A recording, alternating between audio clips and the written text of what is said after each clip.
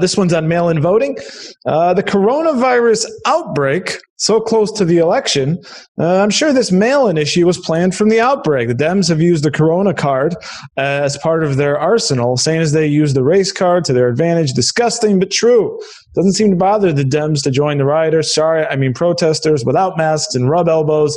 It doesn't seem to help their sick agenda. They sing a different time. They're so ashamed. I was a Democrat. So what do you think? I mean, I would call this don't let a crisis go to waste, right? You don't think there was any planning there? I see it more of that don't let a crisis go to waste. What do you think? Well, I agree. I've always said about most conspiracy theories, you can't get people to agree on where to go to dinner, or you can get thousands of people to agree to keep a secret on how they're going to subvert the nation. But to the point of, the mail-in voting, it is a crisis. I completely agree with that, but it's a crisis of a 40-year making.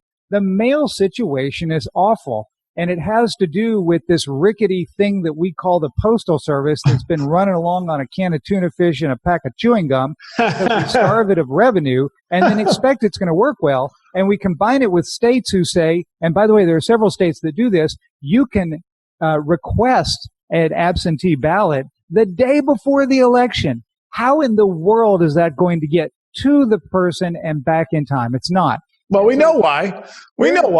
So that way they can count the ballot 2 weeks later. Look, we got this truck full of Biden ballots that we just found. I mean, come on now. Let's not play dumb here. You're a conspiracy theorist. Oh, definitely.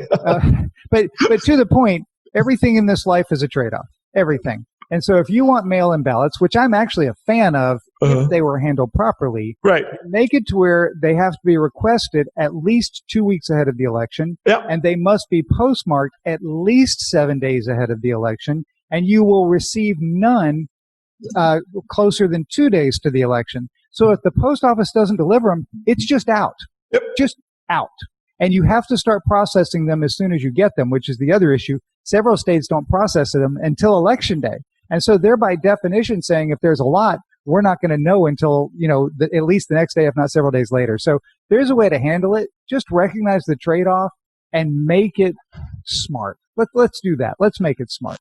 I do have some more points here, but just go back just 1 second. I'm not sure if there was a few criteria you mentioned. I don't know if you mentioned this exactly, but my opinion is everything has to be counted by a certain time. What do you think of that? I say call it 10 p.m.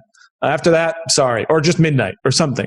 If you're not, the polls close, and right. So you call it when the polls close. Now, granted, even the polls closing, they're not going to turn voters away, and so I don't like the hard and fast rules for things like that. Remember, in the 2016 election, we had some hiccups at different polling stations where people were lined up until midnight. I'm not turning those people away, right? As long as you got in line before the end moment of the poll, say it was 10 p.m. or 9 p.m., whatever it was, you should be counted in your vote trying to exercise your constitutional right. But what if they were in line in the other county? And what if they were in line in the other county and now they get in line at your county? What do we do about that?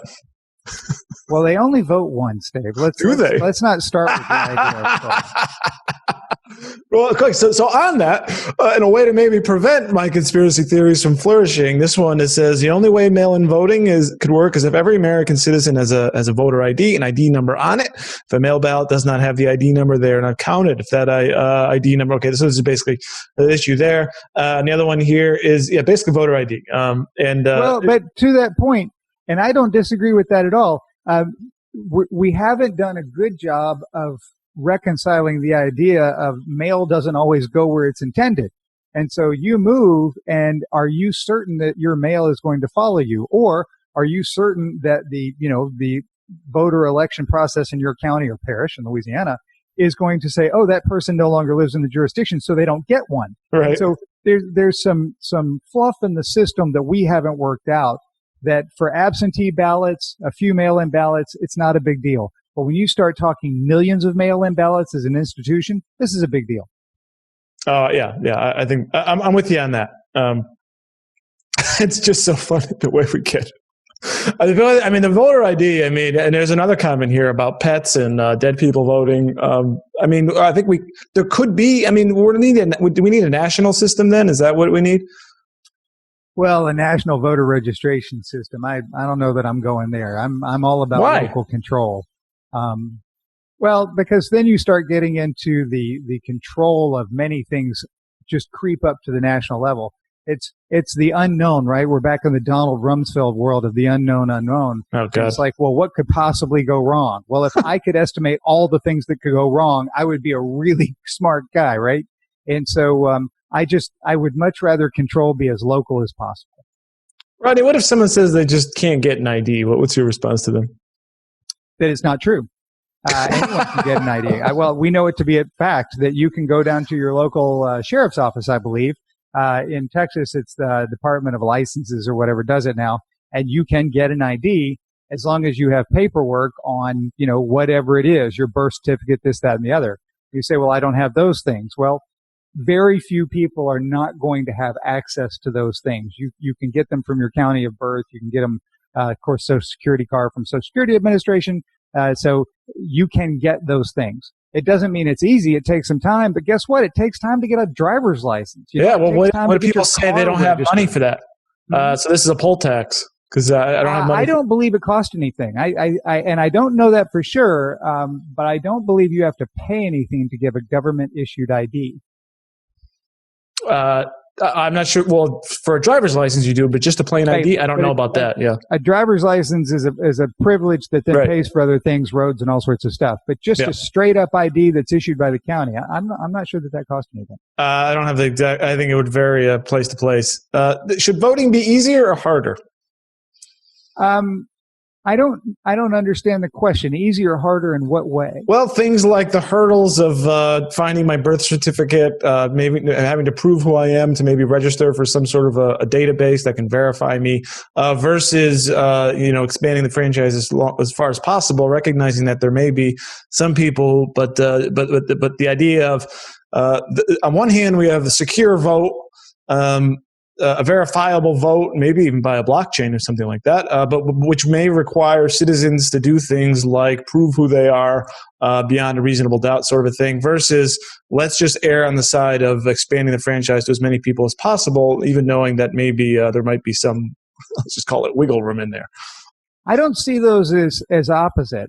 So there was, of course, a time in the United States, and call it pre-1970s, maybe pre-50s, when documentation was not nearly as broad, right?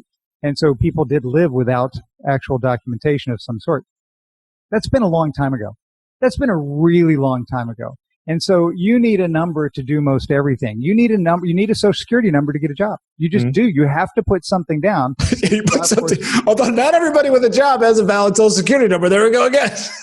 And so the point is, there is a mechanism for being counted and verified. Yeah. And so I don't think that is disenfranchising. I've always thought it's pretty simple to do this.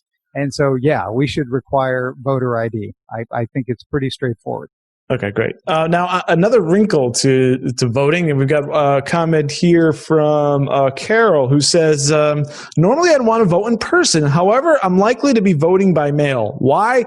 After this is basically from a week ago or so, from Rand Paul's confrontation with the leftist radicals, I think referring to the Trump acceptance speech at the White House lawn, she continues, I fear for my safety and even the safety from my car in the parking lot. There is a reason there's supposed to be security at the polls.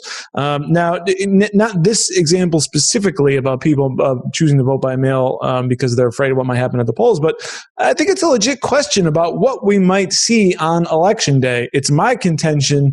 This is going to be, it's certainly going to be a big fight. There's going to be cries of voter intimidation, fraud going on. And I think we're going to see, at least in the big cities, we're going to see some big demonstrations on both sides. What do you think of that, the safety of people going to the polls? And do you expect to see chaos on the night of Election night? So I think there is. And I think it's really unfortunate. And we've sown those seeds, right? By allowing protests to turn into riots without any ramification. We've created a situation where people feel free to do a lot of things. And one of them is going to be to stand near polling stations and scream and yell. And so we've had this before. We had this in the 60s.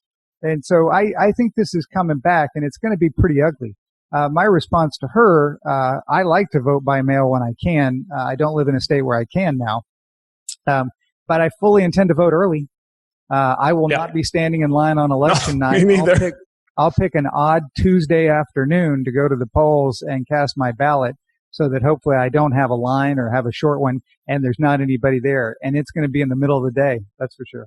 Yeah, certainly. And by the way, you can send, just to repeat again, you can send all your comments and questions to info@informedamerican.com. This may be a regular thing, Rodney. I'm having a little bit of fun here.